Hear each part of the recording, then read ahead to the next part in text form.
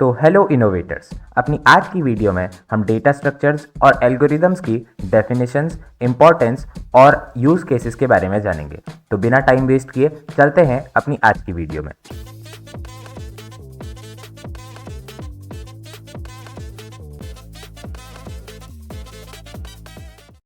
तो सबसे पहले हम यहाँ पर डेटा स्ट्रक्चर्स की डेफिनेशन के बारे में जानते हैं। तो मैं यहाँ पे एक ऑफिशियल डेफिनेशन लिख रहा हूँ, लेकिन मैंने आपको अनऑफिशियल डेफिनेशन पहले इससे पिछली वाली वीडियो में बता दी है, जिसमें मैंने आपको बताया था कि डेटा स्ट्रक्चर्स आपको अलाउ करते हैं डेटा को इजीली एक्सेस और मैनिपुलेट करने के। तो यहाँ पर मैं पहले आपके लिए एक ऑफिशियल डेफिनेशन लिख लेता हूँ, ताकि आपके लिए एक थ्योरेटिकल रेफरेंस हो जाए, जहाँ से आप एक अच्छी सी डेफिनेशन याद कर सकें और अपने एग्जाम्स में लिख सकें।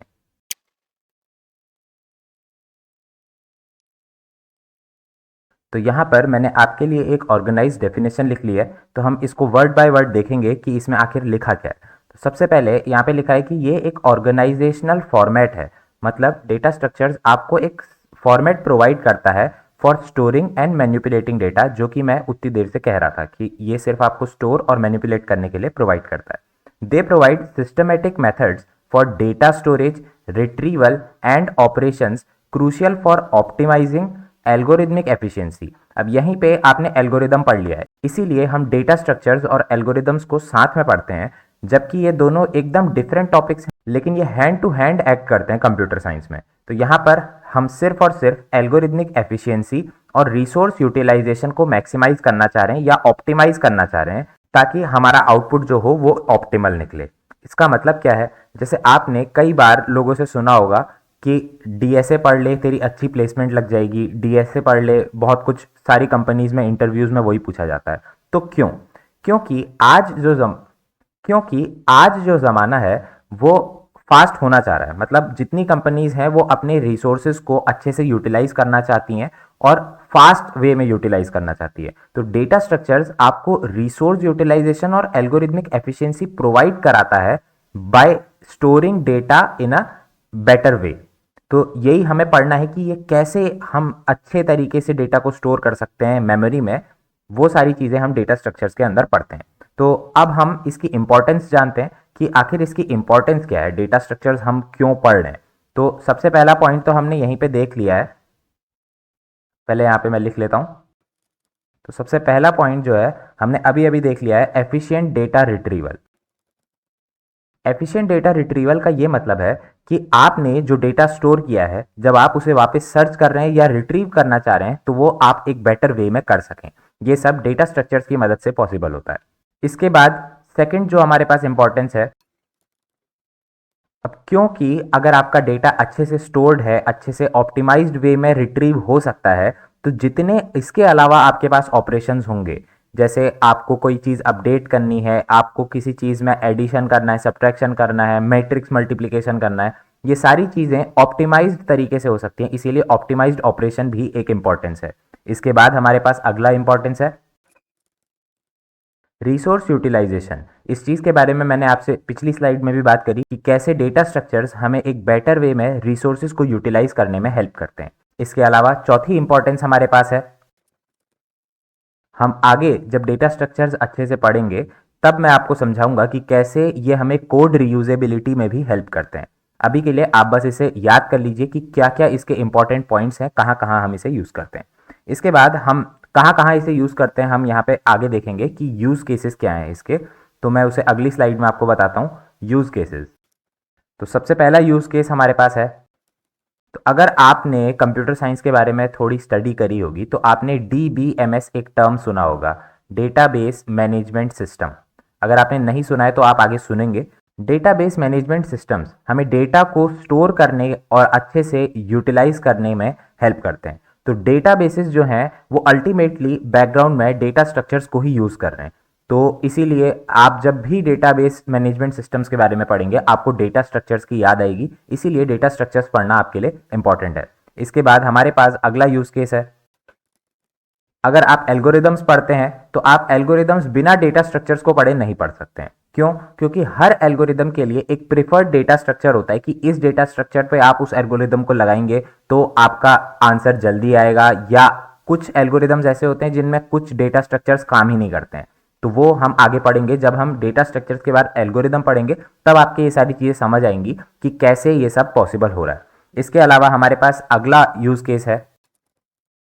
तो दोबारा अगर आप थ्योरेटिकल कंप्यूटर साइंस से हैं या आपने कंप्यूटर साइंस में थोड़ी सी भी स्टडी करी है तो आपने ऑपरेटिंग सिस्टम्स के बारे में जाना होगा। ऑपरेटिंग सिस्टम्स के बारे में मैं इस वीडियो में आपको अच्छे से नहीं बताऊंगा क्योंकि ये अल्टीमेटली एक अलग टॉपिक है, एक अलग सब्जेक्ट है। लेकिन आप ये समझिए कि ऑपरेटिंग सिस्टम जो आपका कंप्यूटर बैकग्राउंड में काम कर रहा है, ये भी कुछ डेटा को इधर से उधर ले जा रहा है, कहीं रिट्रीव कर रहा है, कहीं अपडेट कर रहा है। तो ये सारी चीज़ें बैकग्राउंड में डेटा स्ट्रक्चर्स को यूज़ कर रही हैं। तो ऑपरेटिंग सिस्टम भी अल्टीमेटली डेटा स्ट्रक्चर्स को यूज़ करता है कई सारी चीज़ों के लिए।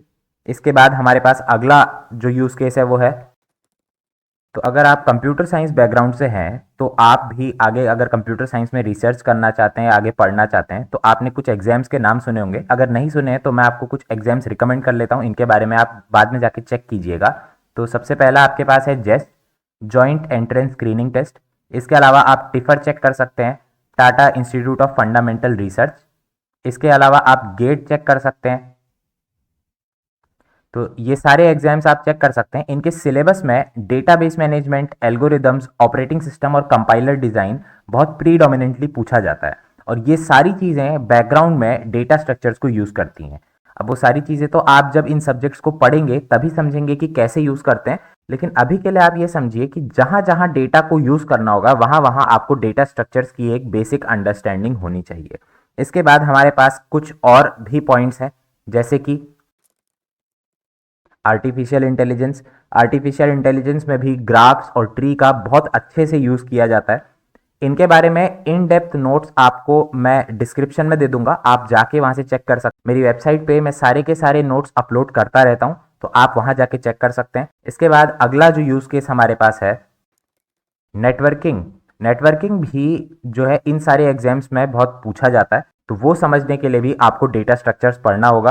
तो ये सारी चीज़ें अगर आपको पढ़नी है तो आपको पहले डेटा स्ट्रक्चर्स की एक अच्छी नॉलेज होनी चाहिए। इसके अलावा कुछ और टॉपिक हैं, जैसे ये उतने ज़्यादा प्रीडोमिनेंट नहीं है जैसे, तो अगर आपको ये सारी चीज़ें पढ़नी है तो आप पहले डेटा स्ट्रक्चर्स पढ़ लीजिए। और अगर आपको डेटा स्ट्रक्चर्स पढ़ने हैं तो आप इस कोर्स को अच्छे से फॉलो कर सकते हैं। इसके बाद हम चलते हैं एल्गोरिदम्स में। तो एल्गोरिदम्स की सबसे पहले मैं यहाँ पे डेफिनेशन लिख देता हूँ आपके लिए।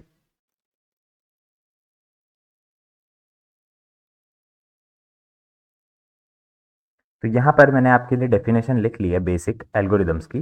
तो इस डेफिनेशन को हम वर्ड बाय वर्ड समझेंगे कि आखिर इस डेफिनेशन में लिखा क्या है। These are step by step procedures, मतलब ये सिर्फ आपको प्रोसीजर्स या सेट ऑफ रूल्स प्रोवाइड करते हैं, वो भी स्टेप बाय स्टेप प्रोवाइड करते हैं ताकि आप किसी भी स्पेसिफिक टास्क को या किसी भी स्पेसिफिक प्रॉब्लम को आप अच्छे से टैकल कर पाएं, आप एफिशिएंटली सॉल्व कर पाएं। तो इसके बाद हम यहाँ पे इस डेफिनेशन को समझ लेते हैं। आप चाहें तो इस डेफिनेशन को अपने एग्जाम्स में लिख सकते हैं। मैंने आपको पिछली वीडियो में बताया था कि ये वीडियो आप अगर आप बीएससी, एमएससी, बीटेक, एमटेक या बीसीए, एमसीए कर रहे हैं तो आप इन सारी डेफिनेशंस को अपने एग्जाम्स में लिख सकते हैं और आपको पूरे के पूरे मार्क्स मिलेंगे। इसके अलावा अगर आप इसमें और चीज़ें ऐड करना चाहते हो, अगर आपको लगता है कि टीचर इतने कम में मार्क्स नहीं देगा, तो मैं आपको थोड़ा और लंबी डेफिनेशन दे देता हूँ।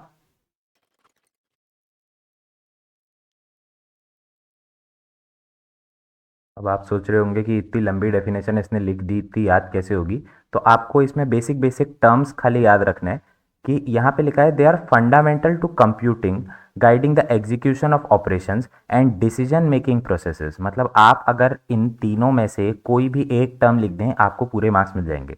To achieve desired outcomes with efficiency and accuracy, ये दोनों टर्म आपको बहुत ज़्यादा लिखने हैं अगर आपको पेपर में अच्छे से मार्क्स चाहिए तो। एफिशिएंसी और एक्यूरेसी आपको डेटा स्ट्रक्चर और एल्गोरिदम की हर डेफिनेशन में डाल देने। इसके बाद हम चलते हैं इनकी इंपॉर्टेंस पे। तो एल्गोरिदम्स की इंपॉर्टेंस क्या होती है वो मैं आपको समझाऊंगा। तो सबसे पहली इंपॉर्टेंस जो हमारे पास एल्गोरिदम की रहती है वो हमने ऊपर देख ली है, एफिशिएंसी। तो एल्गोरिदम्स आपको कैसे एफिशिएंसी प्रोवाइड कराते हैं, आपको कैसे सोचने का तरीका समझाते हैं कि आप किसी भी प्रॉब्लम को कैसे टैकल करें। वो सारी चीज़ें हम जब सारे एल्गोरिदम्स पढ़ लेंगे उसके बाद आपकी समझ आ जाएंगी धीरे धीरे कि हम कैसे प्रॉब्लम सॉल्विंग स्किल्स एल्गोरिदम में अपनी डेवलप करते हैं। यहाँ से हम सिर्फ और सिर्फ एफिशिएंसी अपनी बढ़ाना चाहते हैं कि हमारा आंसर, हमारा आउटपुट, हमारा डिज़ायर्ड रिजल्ट जल्दी से जल्दी आ सके। इसके बाद हमारे पास अगला जो इम्पोर्टेंस है वो है प्रॉब्लम सॉल्विंग मैंने आपको ऊपर ही समझा दिया है इससे पहले वाले पॉइंट में ही कि कैसे आप जब एल्गोरिदम्स पढ़ लेंगे आपको समझ आ जाएगा कि प्रॉब्लम सॉल्विंग स्किल्स कैसे अपनी इंक्रीज करनी है। इसके अलावा हमारे पास जो अगला इंपॉर्टेंस है वो है रिप्रोड्यूसिबिलिटी। रिप्रोड्यूसिबिलिटी मतलब आपने अगर किसी एक प्रॉब्लम को टैकल करने के लिए एल्गोरिदम लिख लिया है, अब अगर आपको सिमिलर प्रॉब्लम आए या थोड़ी सी डिफरेंट भी आ जाए तो आपको सिर्फ उस एल्गोरिदम में कुछ चेंजेस करने हैं। आपको जो नया डेटा स्ट्रक्चर पे नया जो प्रॉब्लम है आपको सिर्फ उस डेटा स्ट्रक्चर के हिसाब से उस एल्गोरिदम को चेंज करना है। इसीलिए एल्गोरिदम जब आप पढ़ लेंगे तो आपको रिप्रोड्यूसिबिलिटी समझ आ जाएगी। जैसे अब मैं थोड़ा सा टॉपिक से हट के आपको बताता हूँ। अगर आपने प्रोग्रामिंग में एक टर्म सुना होगा डी आर वाई मतलब डोंट रिपीट योर सेल्फ। तो डोंट रिपीट योर सेल्फ सिर्फ ये कहता है कि आपको अगर कोई भी प्रॉब्लम बार बार सॉल्व करनी है तो आप सिर्फ उसका एक फंक्शन लिख लीजिए और उसके बाद उस फंक्शन को मल्टीपल जगह यूज कर लीजिए। रिप्रोड्यूसिबिलिटी कुछ ना कुछ डी आर वाई जैसी ही है ताकि आपको ये समझ आ जाए, इसीलिए मैंने बताया। और कई बार ऐसी एक्स्ट्रा चीज़ें ध्यान में रखनी चाहिए, इसीलिए मैं आपको साथ साथ में ये सारी चीज़ें बताते रहूँगा। इसके बाद हमारे पास अगला जो पॉइंट है इंपॉर्टेंस का वो देखते हैं, ऑटोमेशन। ऑटोमेशन का मतलब अगर आपने किसी प्रॉब्लम को सॉल्व करने के लिए एल्गोरिदम लिख लिया है, इसका मतलब वो प्रॉब्लम कंप्यूटर सॉल्व कर सकता है। अगर उस प्रॉब्लम को कंप्यूटर सॉल्व कर सकता है मतलब आपने अल्टीमेटली उस प्रॉब्लम को ऑटोमेट कर दिया है। तो एल्गोरिदम्स का ही मतलब ही ऑटोमेशन है। अगर आपने किसी चीज़ के लिए एल्गोरिदम लिख लिया है मतलब आपने उसे ऑटोमेट कर लिया है और अब आपको बिना ह्यूमन इंटरवेंशन के उस चीज़ को ऑटोमेट करना आ गया है। इसके बाद हमारे पास जो अगला इंपॉर्टेंस है वो है स्केलेबिलिटी। का मतलब है कि मान लीजिए आपके पास बहुत बड़ा डेटा आ जाए, बहुत लार्ज स्केल का डेटा आ जाए, तो उस केस में आपका एल्गोरिदम आउट ऑफ बाउंड नहीं जाना चाहिए। मतलब कहीं वो हजारों साल लगा रहा है उस डेटा को प्रोसेस करने में, ऐसा नहीं होना चाहिए। इसीलिए एक एफिशिएंट एल्गोरिदम आपको एफिशिएंट स्केलेबिलिटी प्रोवाइड कराता है। यहाँ पर आई थिंक आपको ये सारे पॉइंट समझ आ गए होंगे इंपॉर्टेंस के। ये डी आर वाई इसका पॉइंट नहीं है, आपको बस ये समझ आ जाए कि रिप्रोड्यूसिबिलिटी क्या है, इसीलिए मैंने यहाँ पे लिखा है, तो इसमें कंफ्यूज मत होइएगा। और ये जो नोट्स की फाइल है ये मैं आपको इसका लिंक आपको डिस्क्रिप्शन में दे दूंगा, आप जाके चेक कर सकते हैं। और इससे बेटर मैंने एक जगह नोट्स लिखे हैं जहाँ पे पूरे नोट्स हैं जिन्हें आप खुद से पढ़ सकते हैं, क्योंकि वो बहुत लंबे हैं और इतनी लंबी हमें वीडियोस नहीं बनानी है, इसीलिए मैंने वो सारी चीज़ें यहाँ पे नहीं लिखी हैं। इसीलिए आप उसको भी जाके एक बार चेक कर लीजिएगा, उसका लिंक भी आपको मैं डिस्क्रिप्शन में दे दूंगा। इसके बाद हम चलते हैं, हम एल्गोरिदम्स के यूज़ केसेस पढ़ते हैं। तो सबसे पहला यूज़ केस जो हमारे पास है वो है सॉर्टिंग। सॉर्टिंग का मतलब आप बचपन से जानते होंगे कि असेंडिंग या डिसेंडिंग ऑर्डर में आपको डेटा को सॉर्ट करना है। तो डेटा को सॉर्ट करना एक बहुत इंपॉर्टेंट प्रॉब्लम है कंप्यूटर साइंस की, क्योंकि हमारे पास बहुत लार्ज स्केल का डेटा होता है और अगर वो सॉर्टेड हो तो हम उसमें आराम से सर्च कर सकते हैं चीज़ें। इसके बाद हमारे पास अगला चीज़ है, इसी से पहले पॉइंट पे हमने देखा सॉर्टिंग। सॉर्टिंग हम कर क्यों रहे थे? ताकि हम एफिशिएंटली डेटा को सर्च कर पाएं। सर्चिंग सर्चिंग खुद में एक प्रॉब्लम है जो हम एल्गोरिदम्स की मदद से एफिशिएंटली सॉल्व कर सकते हैं। मैंने इससे पहली वीडियो में आपको समझाया था कि हम क्या क्या सर्चिंग में पढ़ने वाले हैं, क्या क्या सॉर्टिंग में पढ़ने वाले हैं, और उस सबको हम C++ की मदद से सॉल्व करने वाले हैं। तो बने रहिए मेरे साथ। इसके अलावा हम और आगे देखते हैं कि क्या क्या यूज़ केसेस हैं एल्गोरिदम्स के। मशीन लर्निंग में भी हम अल्टीमेटली कुछ एल्गोरिदम डेवलप करना चाहते हैं जिससे मशीन वो सारी चीज़ें सॉल्व कर सके जो हम कर सकते हैं। मशीन लर्निंग को आप अल्टीमेटली एक एल्गोरिदम क्रिएशन की स्टडी समझ सकते हैं। इसके अलावा हमारे पास और कई सारी प्रॉब्लम्स हैं, जैसे पाथ फाइंडिंग प्रॉब्लम। आप सब ने अपनी लाइफ में गूगल मैप्स यूज़ किया होगा। गूगल मैप्स कैसे उस डेटा को आपको समझाता है, आपको दिखाता है कि आप किस शहर से किस शहर में मिनिमम टाइम में पहुंच सकते हैं, आपको 2 पॉइंट के बीच का मिनिमम डिस्टेंस देता है। तो वो सारी चीज़ें आप कैसे एक एल्गोरिदम की मदद से सॉल्व कर सकते हैं, ये सारी चीज़ें पाथ फाइंडिंग प्रॉब्लम में आती हैं और ये सारी चीज़ें हम एल्गोरिदम के अंडर पढ़ेंगे। इसके अलावा हमारे पास कई सारे और एल्गोरिदम्स होते हैं, जैसे जैसे आपने कभी डेटा जिप फाइल में, जैसे यहाँ पे आपको पता होगा .zip .tar, इस फॉर्मेट में कई बार आपको फाइल्स मिलती हैं, आप उनको अनजिप कर सकते हैं, एक्सट्रैक्ट कर सकते हैं। तो वो कंप्रेस कैसे होती है और कैसे वो एक्सट्रैक्ट होती हैं, वो सारी चीज़ें हम एल्गोरिदम्स के अंदर पढ़ते हैं। कंप्रेशन एल्गोरिदम्स इसका एक बहुत बेसिक पार्ट है, बहुत इंपॉर्टेंट पार्ट है। इसके अलावा हमारे पास और सारे हैं, जैसे क्रिप्टोग्राफिक एल्गोरिदम्स हमें क्रिप्टोग्राफी या फिर जो सिक्योर कम्युनिकेशन डेवलपमेंट की एक मैथमेटिकल फाउंडेशन है वो प्रोवाइड कराते हैं। तो यहाँ पर हम दोबारा ये सारी चीज़ें स्टडी करते हैं कि कैसे हम डेटा को इनक्रिप्ट कर सकते हैं, कैसे डिजिटल सिग्नेचर्स डेवलप कर सकते हैं। वो सारी चीज़ें क्रिप्टोग्राफिक एल्गोरिदम्स के अंडर आती हैं। इसके अलावा अगर मैं यहाँ पे लिखते जाऊँ तो ये लिस्ट कभी ख़त्म ही नहीं होगी, क्योंकि एल्गोरिदम्स बहुत ज़्यादा इंपॉर्टेंट टॉपिक है कंप्यूटर साइंस का। तो ये मेन पॉइंट्स हैं जो मैं आपको समझाने के लिए लाया था कि आपको समझ आ जाए एल्गोरिदम्स कितने इंपॉर्टेंट हैं और इनको पढ़ना कितना इंपॉर्टेंट है। तो अब अगर इस वीडियो को देखने के बाद आपसे कोई पूछे कि डेटा स्ट्रक्चर्स और एल्गोरिदम्स क्या होते हैं, तो आई थिंक आपको कोई दिक्कत नहीं होनी चाहिए उसे 1 घंटा 2 घंटा बैठा के समझाने में। तो आई थिंक आपको ये वीडियो समझ आई हो। इसकी अगली वीडियो में हम C++ के बेसिक सीखेंगे, ताकि उसके बाद हम अपनी सारी की सारी प्रॉब्लम्स को C++ में इम्प्लीमेंट कर सकें। तो मिलते हैं अगली वीडियो में। ये वीडियो पसंद आई हो तो वीडियो को लाइक कर देना, शेयर कर दीजिए और सब्सक्राइब कर देना। अगर कोई और चीज़ आपको मुझे रिकमेंड करनी हो, कोई भी चीज़ प्रॉब्लम समझानी हो, तो आप कमेंट कर सकते हैं, या फिर मेरा टेलीग्राम चैनल ज्वाइन कर सकते हैं, उसका लिंक आपको डिस्क्रिप्शन में मिल जाएगा, या फिर आप मेरा डिस्कॉर्ड सर्वर ज्वाइन कर सकते हैं, उसका लिंक भी आपको डिस्क्रिप्शन में मिल जाएगा। तो मिलते हैं अगली वीडियो में, तब तक के लिए कीप ऑन इनोवेटिंग।